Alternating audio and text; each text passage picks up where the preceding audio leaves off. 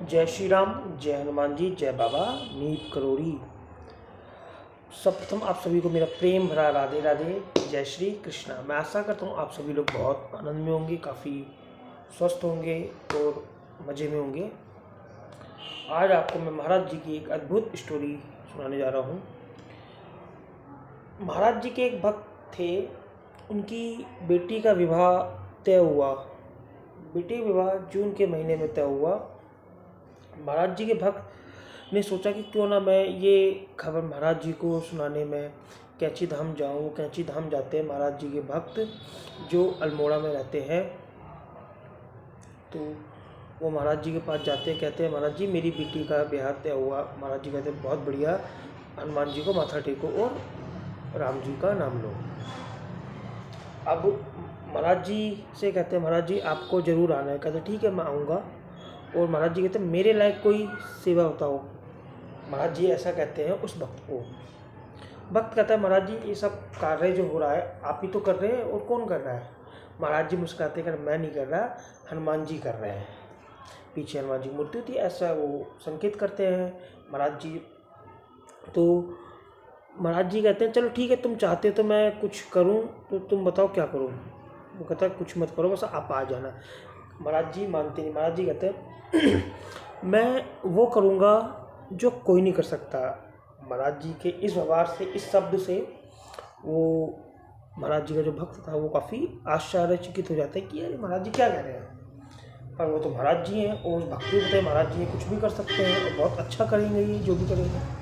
वो कहता ठीक है। महाराज जी कहते हैं ऐसा है जून के महीने में शादी है, तुम रात को गरम बिस्तर और कंबल वंबल का व्यवस्था कर देना। भाई वो कहते हैं महाराज जी कैसी बात कर रहे हो।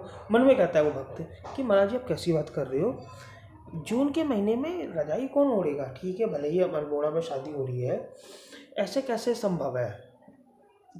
वो व्यक्ति ये सुनकर अपने घर की ओर निकल पड़ा। जिस दिन शादी थी उस दिन सुबह बूंदाबांदी हुई और शाम तक आते आते आते मौसम ठंडा हो गया और पूरब दिशा से हवा चलने लगी। तो जब वो देखता है और महाराज जी की बात सत्य निकलती है, वो खुश होता है। और इस व्यवहार महाराज जी की इस तरीके की व्यवहार से वो भक्त इतना खुश होता है, वो अपने सभी जितने भी दावत पार्टी में आते हैं व्यक्ति, रिश्तेदार, मित्रगण, उन सबको ये बताता है महाराज जी। वो भी बड़े खुश होते हैं महाराज जी के बारे में सुन के, ऐसी महाराज जी की लीला को सुनकर। तो जितना आमतौर पर नवंबर में ठंड पड़ती है उतनी ठंड उस समय जून में पड़ी थी। वो भक्त महाराज जी का बताता है कि इतनी ठंड पड़ी थी और तब से वो व्यक्ति का और महाराज जी के प्रति आस्था बढ़ी।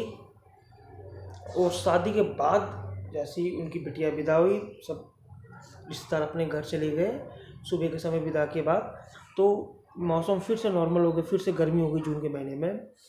कुछ लोग, मैं आपको एक चीज़ बता दूं कैसी लगी स्टोरी, सबसे पहले आप मेरे को कमेंट करके बताएं।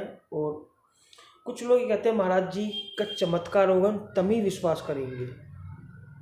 कुछ लोग ऐसा मानना है कि महाराज जी का कुछ चमत्कार होगा हम तभी विश्वास करेंगे। मेरा मानना ऐसा नहीं है। महाराज जी के हर समय सुमरन करना चाहिए। महाराज जी कहते हैं मेरा भी सुमरन मत करो, श्री राम नाम का जाप करो। महाराज जी कहते हैं हनुमान जी की सेवा करो, हनुमान जी कहते हैं राम जी की सेवा करो, और श्री राम जी कहते हैं माता पिता की सेवा करो। इसलिए आप माता पिता की सेवा करें और धर्म कर्म के काम में सहयोग करें। जो भी आपसे बन पड़ता है, आसपास के जो भी मंदिर हैं वहाँ पे जाएं, पाठ करें। जो भी देवी देवता आपको प्रिय हैं उनका जाप करें। ज़रूरी नहीं है कि आप हनुमान जी की पूजा करें, जो भी आपको अच्छा लगता है। जैसे बाकी बिहारी जी हैं उनकी पूजा कीजिए, सेवा कीजिए। माता रानी दुर्गा भगवती उनकी सेवा पूजा कीजिए। भोलेनाथ बाबा उनकी पूजा सेवा कीजिए, जो भी आपको समझ में आता है। और एक चीज़ और मैं बता दूं कि जल्दी से जल्दी कुछ चीज़ नहीं होती है। महाराज जी हमेशा ये कहा करते थे कि अगर मैंने आपको देने में समय लगा रहा हूँ, अगर मैं आपको देने में, 3 चीज़ ध्यान रखना हमेशा जो मैं बताने जा रहा हूँ, बहुत बहुत ये आपको कोई नहीं बताएगा, ये मैं अपना अनुभव बता रहा हूँ, अपना अनुभव, निजी अनुभव। सबसे पहला पॉइंट, अगर महाराज जी ने तुरंत दे दिया, जैसे आज आपकी कोई इच्छा है कि मेरी नौकरी लग जाए या मेरी शादी हो, जो भी है वो तुरंत कर दिया, तो महाराज जी कहेंगे आपका मेरी प्रति विश्वास बढ़ जाएगा, हनुमान जी और राम जी को भूल जाओगे। महाराज जी ऐसा नहीं चाहते। दूसरा पॉइंट, सेकंड पॉइंट, अगर महाराज जी ने देने में 4 से 6 महीने लगा दिए, महाराज जी आपकी धैर्य की परीक्षा ले रहे हैं।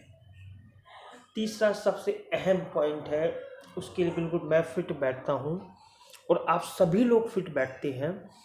महाराज जी ने अगर आपको देने में साल, 2 साल, 3 साल, 4 साल लगा दिए, इसके लिए महाराज जी ने आपके लिए बहुत बड़ा और उचित सोच रखा है।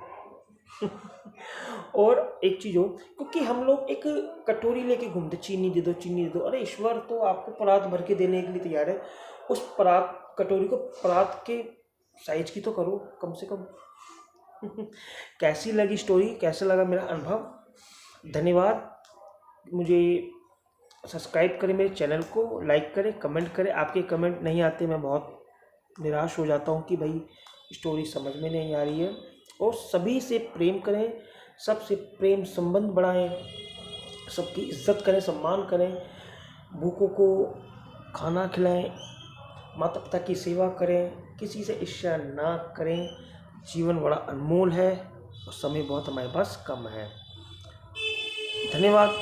फिर मिलते हैं कल एक नई स्टोरी के साथ। आपका दिन शुभ हो, आने वाला दिन बहुत बहुत शुभ हो। खुश रहें, स्वस्थ रहें, आनंद में रहें, मंगल में रहें। मेरा प्रेम भरा आप सभी को राधे राधे, जय श्री कृष्णा। धन्यवाद।